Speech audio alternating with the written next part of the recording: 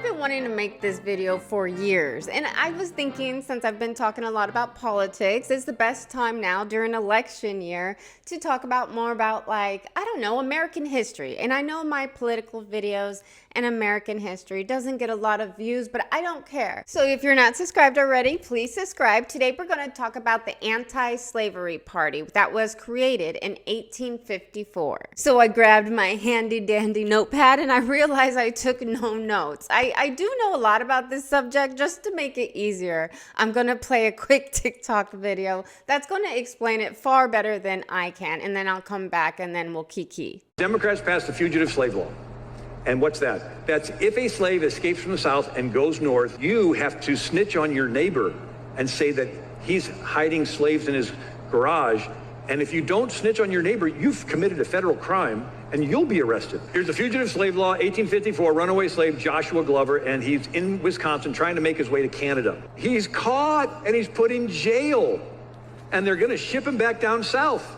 And then the Sauk County Standard wrote in 1854, an estimated 5,000 white Wisconsin citizens stormed the jail on Saturday, March 18th, 1854, and freed the black man, Joshua Glover.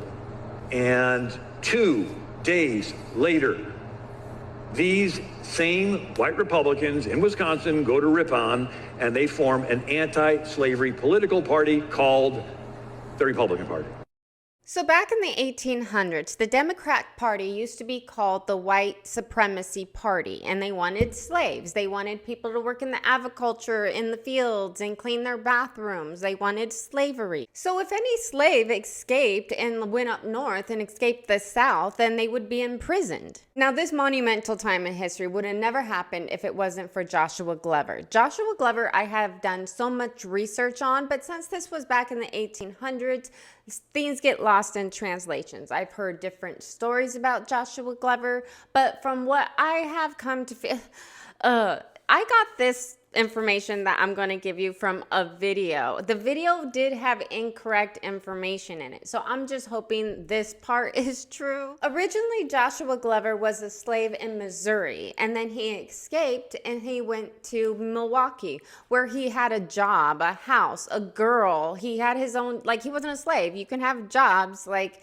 So he escaped, he went to Milwaukee, where then he was found and put into prison. When Joshua Glover was put into prison, everyone in town found out within a few hours, and 5,000 people went to the courthouse, went to the jail where he was to break him out. Can you imagine? Like, they didn't have pagers, they didn't have cell phones, they didn't, and everyone in town, a lot of majority white people went to break him out. And when they wouldn't let him out, then the people took over and they broke Joshua out. The dates are kind of iffy. I don't know. Some dates were like this happened on March 11th. But what I think this happened on March 18th. And then 2 days later, on March 20th, is when all the white men went to the courthouse and they decided to make the anti-slavery party on March 20th, 1854, which is known today as the Republican Party.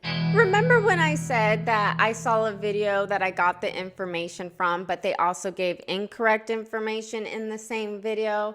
Well, it was a clip from a news clipping, a news article that they were talking to people in Milwaukee, and they were just talking about Joshua Glover. They weren't talking about the anti-slavery party. So the video itself was just talking about Joshua Glover. It wasn't talking about the anti-slavery party and the creation of the Republican Party. So in the video, they asked this man, he was an older gentleman, and he's a black man, and he owns this museum in Milwaukee, and he has a lot of information about Joshua Glover. So they interviewed him, and they said, why did this happen to Joshua Glover?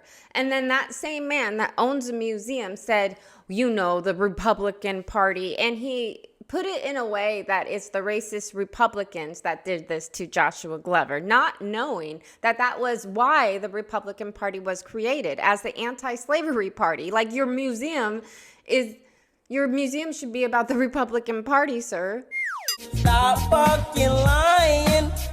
So yeah, he was implying that the Republican Party is the reason why this happened to Joshua Glover, but it's the reason why he got out of prison.